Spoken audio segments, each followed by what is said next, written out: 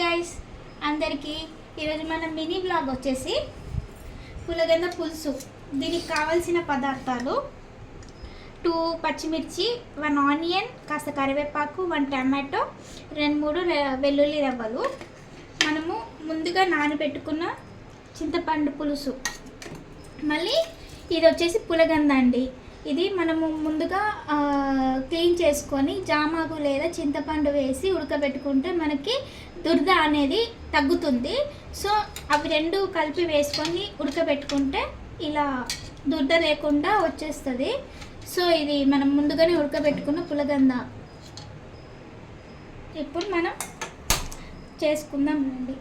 ముందుగా ప్యాన్ వేసి పెట్టుకొని దీనికి తగినంత ఆయిల్ వేసుకుందాం.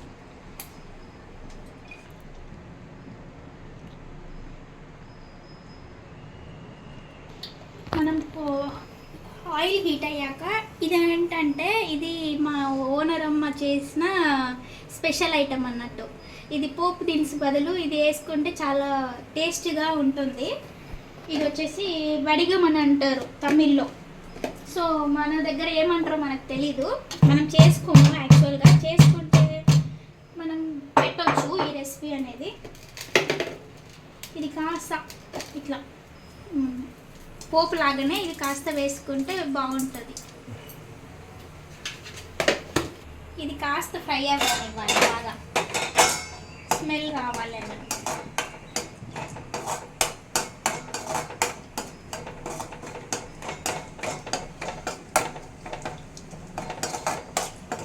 ఇప్పుడు కొన్ని ఆవాలు, జీలకర్ర, మినపప్పు వేసుకొని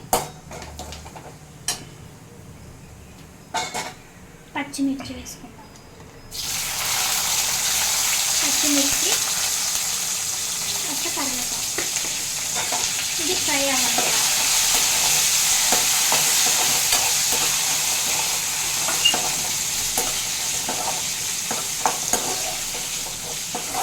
ఇప్పుడు పచ్చిమిర్చి ఇలా ఫ్రై అయిన తర్వాత మనం కాస్త వెల్లుల్లి, ఆనియన్స్ వేసుకొని వేగించాలి.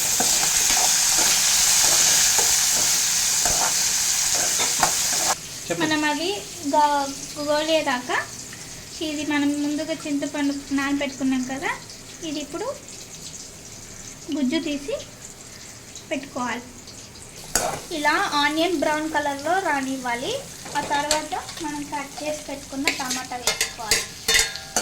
టమాటా కూడా కాస్త ఇట్లా ఉడికినట్టు చేసుకోవాలి, మగ్గాలి.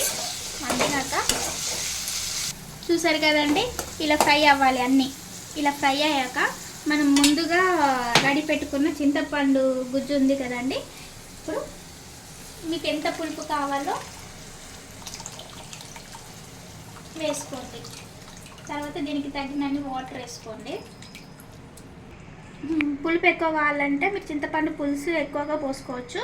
తక్కువ కావాలనుకున్న వాళ్ళకు కొద్దిగా వాటర్ యాడ్ చేసుకోండి దానికి తగ్గట్టు. ఇప్పుడు కాస్త పసుపు, మీకు తగినంత ఉప్పు వేసుకోండి. ఇందులో మేము వచ్చేసి ధనియాలు వేసి పట్టిస్తాం కాబట్టి చాలా బాగుంటుంది పులుసులోకి. మీరు కావాలంటే సపరేట్గా ధనియాల పొడి వేసుకోవచ్చు లాస్ట్లో. మేము ఆల్రెడీ పచ్చిమిర్చి వేసాం కదా, సో మీరు ఇప్పుడు దానికి సరిపడా కాస్త కారం వేసుకుంటే సరిపోతుంది. ఇప్పుడు బాగా కలుపుకొని ఒక పొంగు రానివ్వాలండి. ఇలా ఒక పొంగు రానివ్వాలి. పొంగు వచ్చాక ముందుగా మనం ఉడికించి పెట్టుకున్న పులగంద వేసుకోవాలి.